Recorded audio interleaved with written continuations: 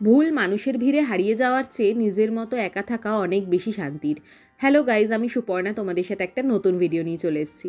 তো দেখো, সকালবেলা ঘুম থেকে উঠে সবার প্রথমেই যে কাজটা সেটা হলো বিছানাটা পরিষ্কার করা। হ্যাঁ, কাকিমা সকালবেলা উঠে একটুখানি মানে মানে বাসন টাসন মেজে ঘর দুয়ার সমস্ত কিছু মুছে দিয়ে যায়, কিন্তু যেহেতু আমাকে বিছানাটা পরে ঝাড়তে হয় তো আরেকবার একটু ঘর দুয়ার পরিষ্কার করে নিই। বেশ ঘর দুয়ার পরিষ্কার থাকলে নিজেরও একটা বেশ ভালোই লাগে।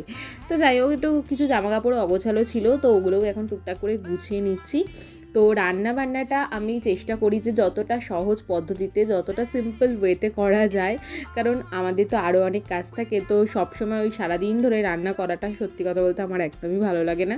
তো যাই হোক, গাছে একটু জলও দিয়ে দিলাম, ঠিক আছে। যদিও বৃষ্টি হচ্ছে, এখন বর্ষাকাল, তাও মানে মাঝে মাঝে বৃষ্টিটা মানে জল পাচ্ছে বা পাচ্ছে না, তার জন্য একটুখানি জল টল দিয়ে একদম ঠিকঠাক করে নিলাম। তারপর একটু ঘরটা ঝাড় দিয়ে যাব হচ্ছে স্নান করতে। তারপরে হচ্ছে রান্নাবান্না তো অলরেডি কী করেছি তোমাদের সাথে সবটাই শেয়ার করব, দাঁড়াও, ঠিক আছে। তো ঘুম থেকে উঠেই আমি যেহেতু বরুণ অফিসে বেরোবে, তো আমি রান্নাবান্নাটা আগেই সেরে নিয়েছি। তো কী রান্না করেছি তোমাদের সাথে শেয়ার করব। তো দেখো, ঘর দুয়ার একদম পরিপাটি করে গুছিয়ে নিয়েছি। আর এখন চলো তোমাদের সাথে দেখাই যে আমি কী রান্না শেয়ার করেছি। দেখো, এখানে বরুণ টিফিনে নিয়ে যাবে বলে ওখানে ওর জন্য একটুখানি চিড়ের পোলাও করে দিচ্ছিলাম। আর লাঞ্চের জন্য করেছিলাম ভাত, এখানে আলু ঢ্যাঁড়স ভাজা, আর হচ্ছে এটা কাতলা মাছের একটা ওই ঝোল টাইপেরই, ঠিক আছে। এরকম মাঝে মাঝে এক একটা রেসিপি চেঞ্জ করে করি। আজকের এই কাতলা মাছের এই ঝোলটাই করেছি।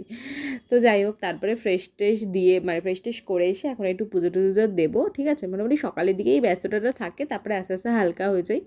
তো এই দেখো, এখন পুজো টুজো দিয়েই তারপর লাঞ্চ করে নেবো। তো অনেকটাই বেলাও হয়ে গেছে, এখন আমাকে লাঞ্চও করতে হবে, প্রচণ্ড জোরে খিদে পেয়ে গেছে। তো চলো, আবার তোমাদের সাথে নতুন ভিডিওতে দেখা হবে, ঠিক আছে। টাটা, সবাই ভালো থেকো, সবাই সুস্থ থেকো, বাই।